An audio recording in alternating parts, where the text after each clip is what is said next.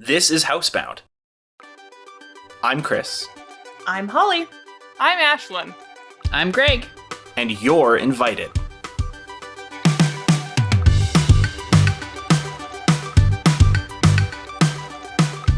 Welcome to Housebound, a podcast we made because we needed company. We talk about things that are on our minds, and today we're talking about camping meals. I know during the winter months, I spend an almost awkwardly large amount of time watching random strangers camping vlogs on YouTube. Creepy. Just to get into the camping mindset. I love camping. But I've only really started going camping since I started dating Greg, because his family went camping in the mountains every single summer and they brought me with them. I always enjoyed it, but my family isn't the most outdoorsy, so I didn't grow up doing a ton of camping. But now I've really fallen in love with it and I enjoy it quite a bit. We usually go, I would say, camping at least 3 times a summer, up to 4, depending on the summer and That's a lot. And what the schedule is. You could argue that it's a lot.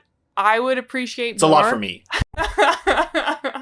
It's But too I many love it. for me. Too many. It times. brings me joy. Three is about perfect, but any more is stretching it. 4 or 5 is my sweet spot. But they're not all long trips. I haven't tried backpacking at this point in my life. I would not want to cross that out as something that I would never do. I definitely want to try backpacking at some point in my life, but it requires quite a bit of preparation and entirely different gear than what we have.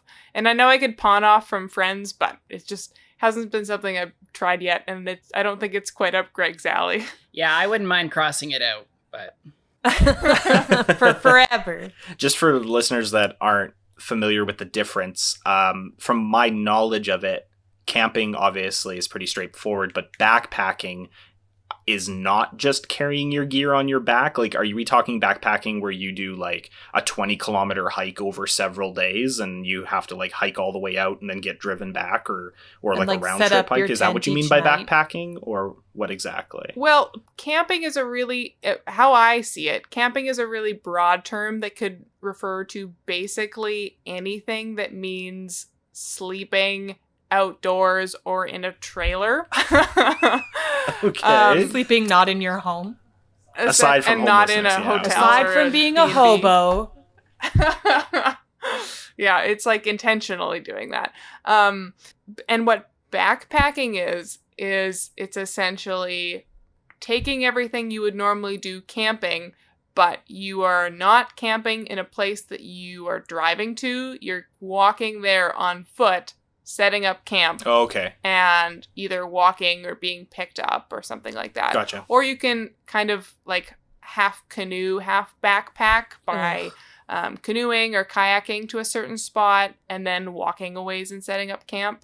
I've had the privilege of doing that before, and that was really fun, but that was with some people who were significantly older than me, because I was in grade 12, and did a lot of the prep work for me because they're a dream. But yeah, I would love to try like actual backpacking and do, like more like what you were describing, Chris, where it'd be, 15-kilometer hike out to where you're setting up camp. Gotcha. Who are you going to try it with? I don't think we're volunteering. Any No, of us, even Greg. Nor was I asking you. You got to find some new friends there. I Ashlynn. do need to find some new friends. Thanks for listening to this podcast. We had a great run. If you're interested in backpacking, contact Ashlynn. Yeah, it's done now. But yeah, for camping, I still really enjoy that, and it's really approachable and lots of fun. I enjoy it because it gets a lot of fresh air and sunshine, and I love summer. I live for it because I'm so cold all year round that when it comes to summer, there's no such thing as too much sun. I used to work at Ashlynn is so cold right now that she actually is wearing like a blanket. I'm this wrapped very in moment. a Like, sweater and yeah. then a large fuzzy blanket, yes, inside my house that I keep at an uncomfortably warm temperature. Agreed. On the uncomfortable part. I used to work Too at bad. a greenhouse, like a plant greenhouse, and I absolutely loved it during the summers because you got to experience all of the sun and all of the rain and all of the wind and all of the bugs and everything, so that by the end of summer you were like actually content with it being fall because you'd experienced everything that summer could have Just given you, tired of and it. I just loved it. Loved it. That's how I felt about camp, was like you didn't experience like the outdoors unless you went to camp for a full 8 weeks. Like, Mm-hmm. Yeah, you don't get your fill.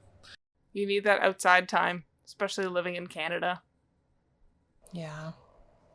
But So a big many part of months camping snow. and prepping to go camping is prepping food, which can sometimes be the most challenging. Packing things to do is generally just like hanging out outside. You can bring some board games or some books or whatever you like. But a lot of time spent outside is just spent sitting in the sun. If there's a body of water, there's lots you can do, or going on walks and hikes. But cooking is always a lot of fun. And so I have a list of camping meals that I love to make when we go camping. And I will say I keep my camping meals fairly easy because I want to be able to have the option of just making myself some quick food whenever I want to. And I will also say that my camping meals are very bad at being low waste.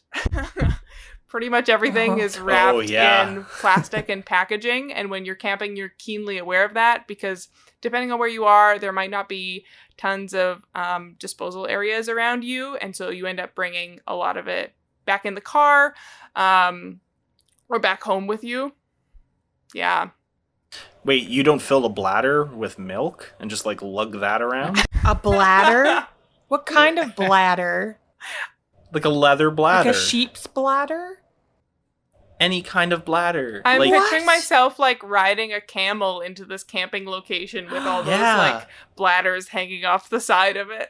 Exactly. You know it. One is marked the elixir of life. No, You're like, I won't if sell you want this to at the replace with Oasis. an image of Ashlynn walking into camp armed with like a tent in a bag and off bug spray, that's probably more realistic. Okay. Are you lumbering in like a camel though? Only when I'm carrying my suitcase. Yeah. Okay, let's hear this. Let's hear these. Okay, let's hear camping these meals. that are high waste me. and low effort. Yes. Breakfast is either two things. Pancakes, which are fantastic to make when camping because they're so much fun. And you can make like a million. Or oatmeal. Those are my two go-tos for breakfast. I haven't done the whole like eggs and bacon and everything, largely because those things require refrigeration, which you may or may not have available to you depending on where you're camping and what kind of supplies you have. Greg and I now have a cooler, but in the past we were just borrowing other people's coolers. And we haven't mastered the art of the cooler yet. So I try to have low refrigeration meals, which pancakes definitely fit the bill, especially if you have just add water mix, because then there's no refrigeration at all, which is the best. I'm going to throw in a pro tip that I've learned is if you need stuff that's refrigerated or spoils easily and you're going somewhere where that's up in the air, just make sure that your first 2 days or a day and a half or first couple of meals are just using all of those items. And Definitely. then you have to survive off of what's left over, which is usually not the most flavorful meals. But Exactly. you had that whole pack of bacon on day one to keep you warm. So you're good. Generally, if you're camping in the summer, keeping warm isn't the struggle. Oh, that's true. It gives you enough energy to swat all the mosquitoes. Camping in the summer is the struggle. You can see it that way. Super bitter. Another Yeah. thing I like to bring with me when I go camping is lots of snacks. I make these little oatmeal balls where you basically just take like maple syrup and peanut butter and a bunch of oats and chia seeds, sometimes some cranberries or almonds if you're into those, and roll them up into little balls and then just keep them in a bag. They're better if they're refrigerated because if they're not, then they get a little sticky. Right, yeah. But those are nice just for snack foods or for bringing when you're going hiking. I know Greg really likes those. Yeah, they sound delicious. Yep, they're delicious. They're like Timbits, but granola. Like, I don't know. That's the perfect explanation of what they're like. Granola They're Timbits. like Booster Juice sells those. They Yeah. sell little like power balls that are Mhm. like $5 a piece or something stupid. Yeah, they're not when Ashlynn makes them. Lunches is generally, I like to keep something that you could have while you're at the beach for the day or out hiking or something like that. So just go-to things are like those little oatmeal balls and sandwiches or cut up fruits and vegetables, chips, just kind of snacky things. But if you're at the campsite and you have a fire, it's always nice to do like the classic hot dogs. But what Greg and I really like to do is we have those bush pie makers, the thing that are like a little sandwich press that you put over the fire, essentially, on a roasting stick. And we make pizza pockets, which are a lot of fun. So this is definitely one you would want to put closer to the beginning of your week, just because you're going to want to have refrigerated meat and cheese. But the pizza sauce will come in a can. And just in between two pieces of bread, we'll put pizza sauce and cheese and pepperoni and make little bush pie pizza pockets. And they're awesome. So in my past, when we went camping, we would do that. We would pre-prepare in the sauce. We would cut up chunks of pepperoni and like chunks of cheese. And so you'd have like a big Ziploc of the stuff and you just like scoop it into the bread. And man, like that is the reason I go camping. Just fully and totally, I would eat those the entire time. Like That is the reason that I am 400 pounds, because I am not, in fact, 400 pounds because I don't go camping. But if I did go often, I would be 400 pounds because of the bush pies. They're just so delicious. Yeah, and then we because also it's use bread and cheese. Yeah. Well, we took Ashlyn's siblings out camping, right? And we did those bush pies, correct? And they were eaten very, very quickly. Oh yeah, Didn't have supplies left that, So yeah, they were super good. we made They're a hot commodity. easily a dozen pizza pockets. Yeah. Have you done the dessert ones? Dessert Yeah, ones. for the dessert ones, we like using the bush pie makers for dessert little pockets as well, with just bread and then some sort of a pie filling. And what we tried once with some friends was we also had the ingredients for s'mores with us. So we put pie filling and a few marshmallows just casually Nice. in there as well. And it was surprisingly delicious. It's just pure sugar is all it is, because it's pie filling with like extra spongy, gooey, sugary goodness also thrown in on top of the pie filling. Yeah. But And that's why campers go on hikes. To eat it all off. Yeah. It's like a moist Pop-Tart. camping is not the time to be counting calories.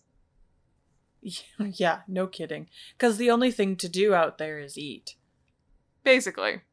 Some would Just eat. disagree. There are some people, like, there are friends of, like, all of ours that go camping several times in a summer, as well as you folks. And they seem to have lots of, like, they might do things repeatedly. Like, you don't, if you're going camping for a week, you don't just go for a hike once. You go for a hike several times. But they somehow find the way to fill their time. And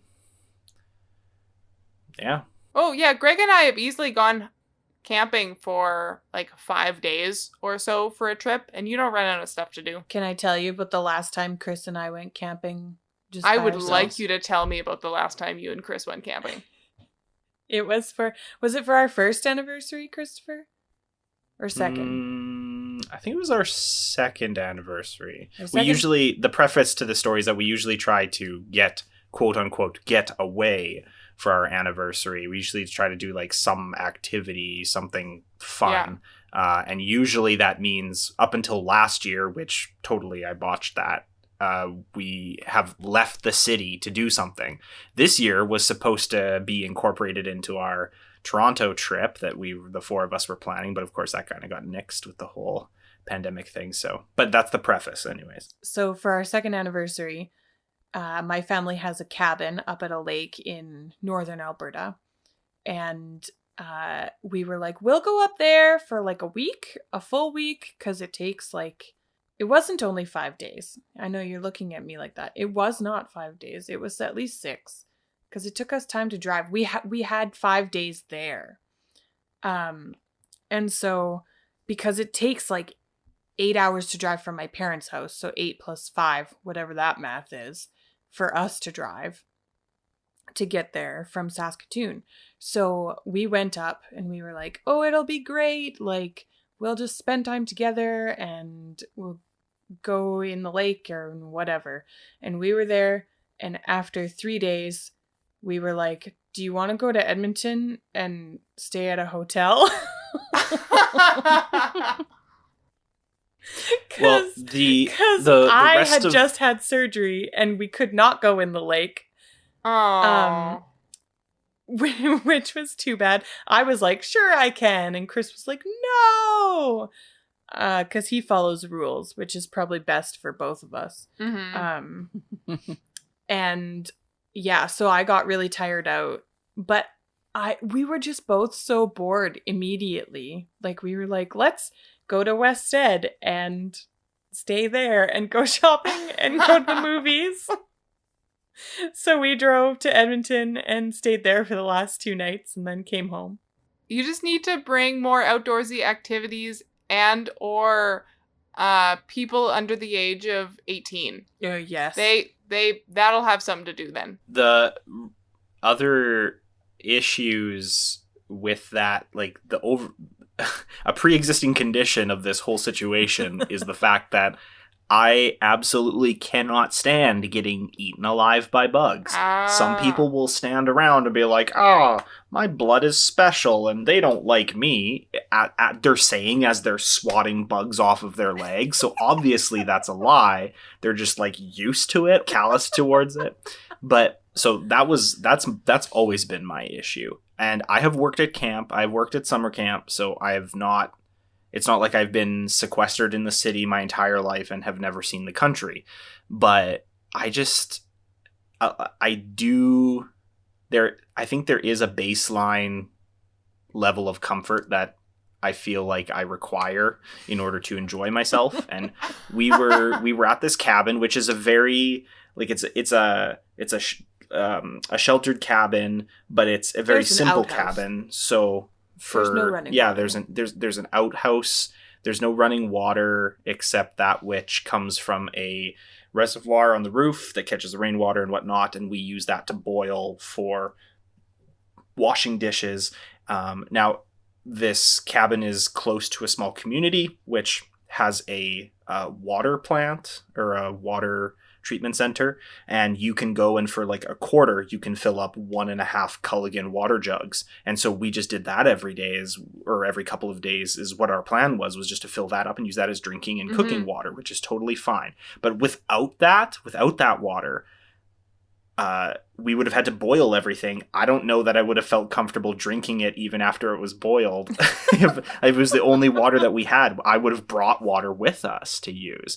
So that's my, like, it's not that I can't survive. It's just that my preferences typically outweigh whatever kind of fun somebody else is trying to have. Well, and when Whatever most of the times fun. I've gone camping, it's been at provincial or national parks in Canada. And Gotcha. so those Okay, will gotcha. have bathrooms and drinking water and all of those sorts of things. I've only once gone on that one canoe trip where we were boiling our own water. But that was one isolated event. Right.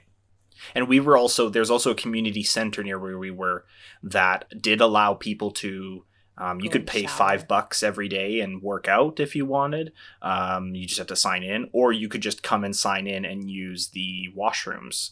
And so we were thinking, okay, that's fine. I will get to shower. We're going to be here for 5 or 6 days.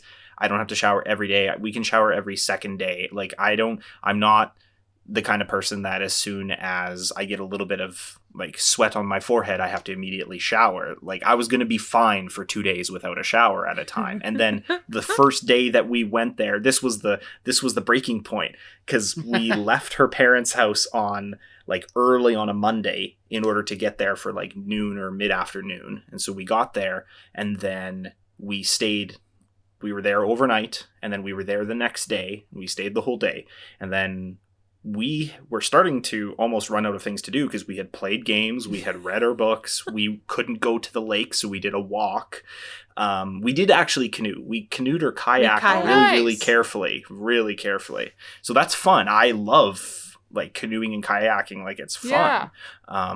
And then on day 3, like the second morning we were there, but the third day of our trip, we went to the community center to shower. There was a sign on the door that's like closed for some private function for the day or Okay. something like that. I was like, we're in the middle of nowhere. There's nobody in this gym. Oh dear. If and it's not going to be open again until the following day. And so by that point, it would have been 3 days that I had not had Yeah. a shower. And I was like, I'm going to lose my mind. Like 2 days was my limit. That was the threshold. And so then I was like, oh, and there's no reception up there. So even if you wanted to emergency call somebody, you couldn't. Yeah. Like we had our phones by You a could spot on the emergency windowsill that call, like I think. once every like 40 minutes or something might get like a single bar for like a couple of minutes and then Yeah. die again. So yeah. It's not for us, pretty much. But you were telling us about bush pies, which is my favorite part. But bush pies you can also make in your backyard if that's your comfort level. Mm, Okay. it's my that's kind of fair. camping. For dinner when we're camping, I still don't pull out all the stops. It's something pretty simple. One thing that I've recently discovered that you can get from the international section of your grocery store. This is, once again, not low waste.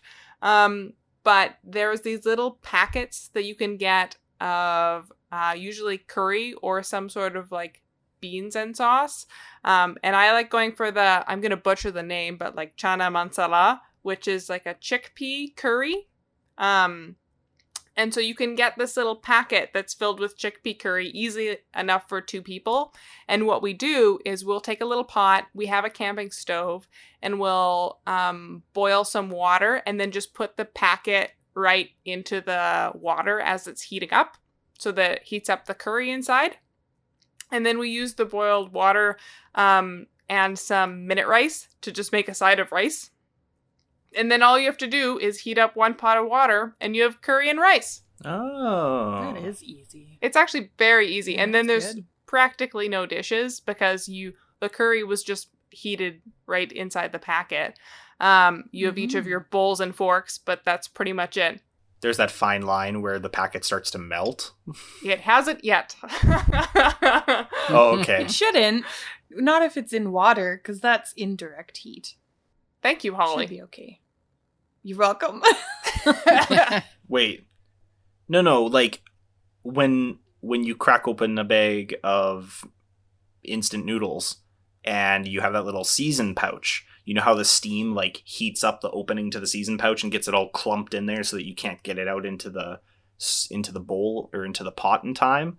I'm pretty sure that if you like left that pouch just in the water, like just held it in the water there, after a little while, I'm pretty sure it would start to melt because the water itself is boiling hot. But the pouches, it's a dry pouch. It's made for dry materials, whereas this Yeah. curry is already, like, it's a vacuum sealed, like, watery curry.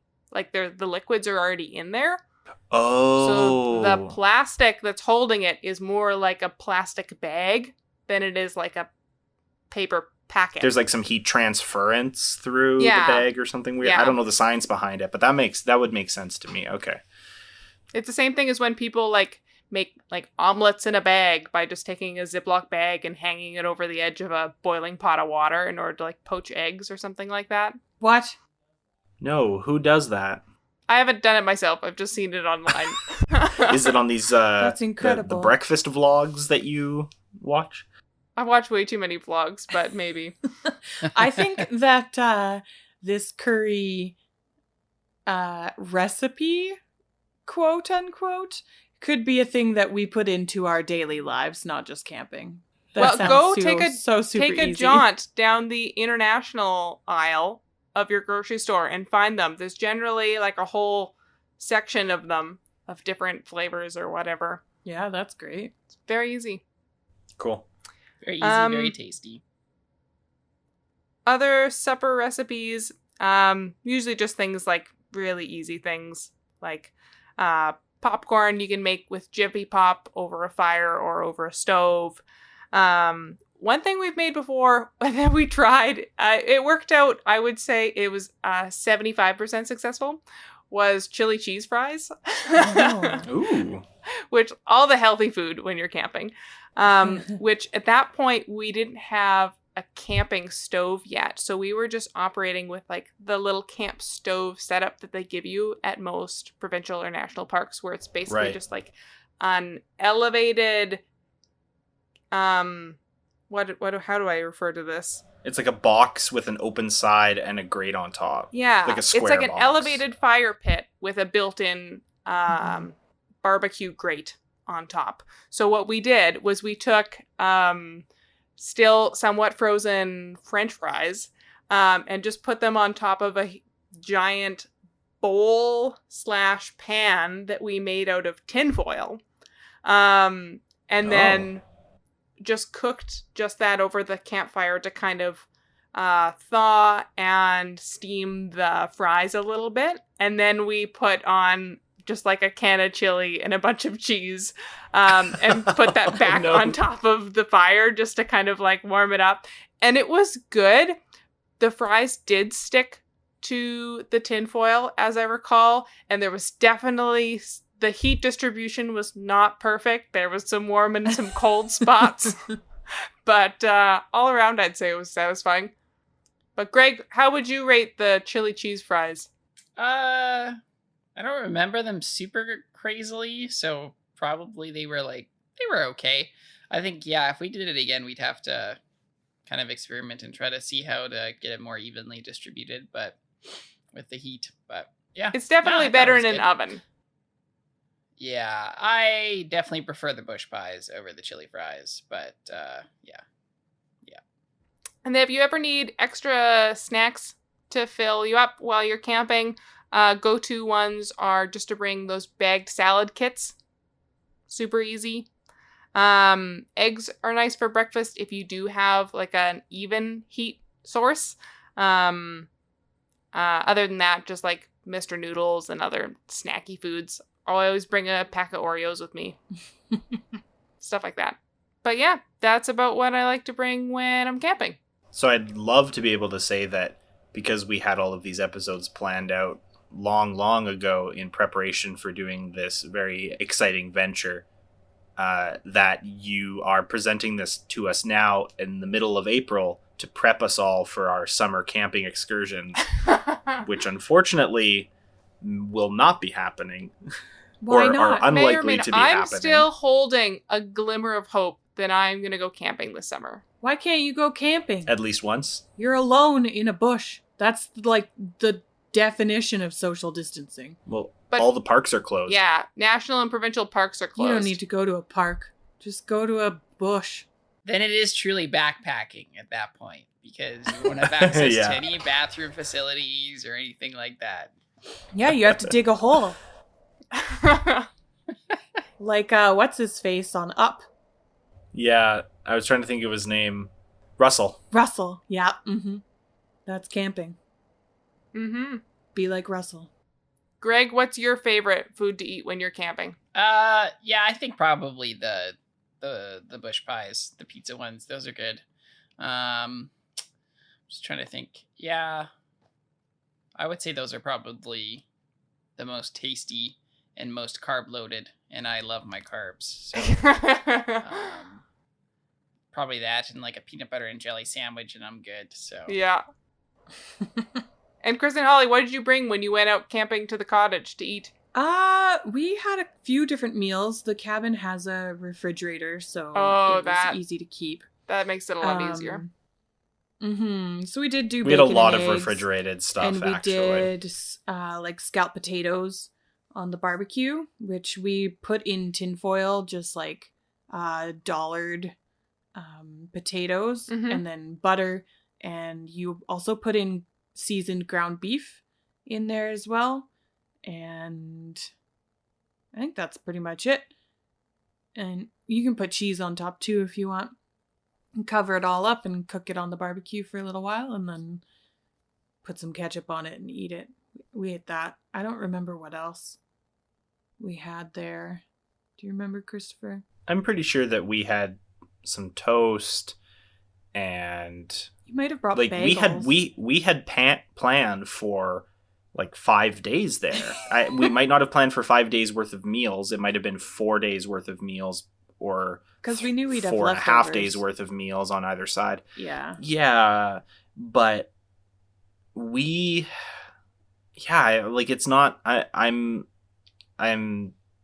blanking on what else we would have done, because we had like a whole carton of eggs and like a whole jug of milk. We did also not bring all of that with us. We stopped in Athabasca, which is something like an hour and a half away or something like that. And we picked up some stuff at the grocery store there. There's an independent grocers or a Loblaws or something there that we stopped at to grab some of that groceries, knowing that we were going to need it and just knowing that we didn't want to bring it with us. So we just picked it up on the way out. So you can 12-hour trip. Yeah. So it's like, it's convenient. You can plan out if you are going to be in a spot even without cool refrigeration. You can still plan out, we're going to do this the first day, and then we'll use our non-perishables for the rest of the week. But it's a challenge because I'm used to enjoying convenience. And so oh dear. Yeah, if I did get into camping, I'd have to get into it slowly. Yeah. I think or you can start with just going for one night. That's still camping.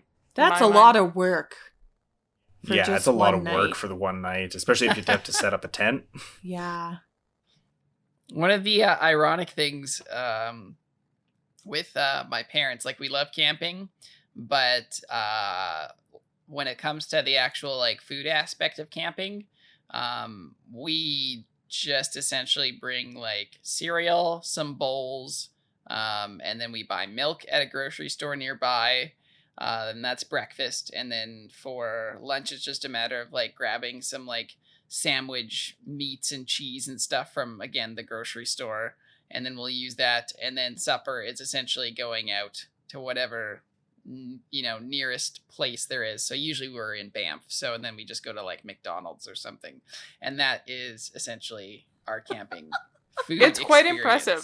They do all the food without glampy. hardly bringing any food with them and just utilizing the store that's there, because they have a schedule. So breakfast, usually either my mother-in-law or my father-in-law will go to the store in the morning, pick up milk for cereal, and then just enough vegetables, meat, and cheese for the sandwiches for just that day. And then we'll make the sandwiches so they don't need to bring a cooler or keep anything cold. They'll bring all the stuff for sandwiches. We'll eat breakfast, get dressed, go on a hike right away, eat lunch halfway through the hike or when we're done the hike, depending on when we're hungry. And the food's still good because it didn't need to be refrigerated for like a 4-hour hike. It's just not that big of a deal. And then we'll come back and eat out for supper after you're done your hiking for the day. So you need to bring like almost zero food with you and still kind of go camping. It was fun. Which is probably great. That's a lot of grocery store trip, though. But it's only one. They just do the one in the morning, and then you go out for supper in the evening to like a restaurant. And then you have to do that every day. It's okay, because there's nothing to do when you're camping, Chris. We've been over this. You need some activities. There is in Banff. There's so much. And if we're really lucky, instead of cereal, we get brought back donuts for breakfast or muffins or something. So, yeah. We had this cooler full of stuff in our hotel room for the last 2 days because we had so much food that we had brought with us. Just this 4-liter jug of milk in a cooler.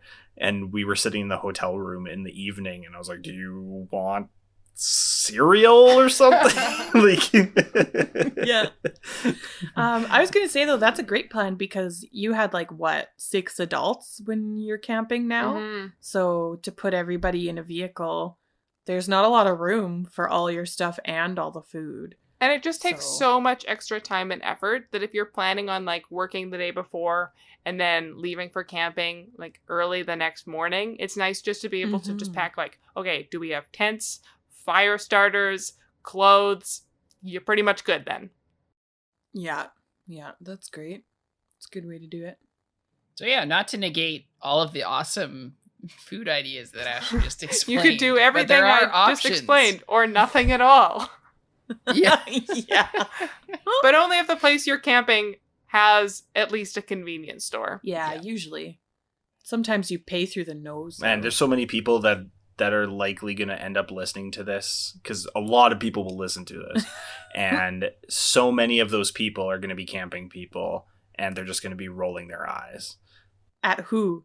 Just at the fact that we're all well, at least there's usually a grocery store or a corner store or something nearby. Oh, because I know some diehards that do not.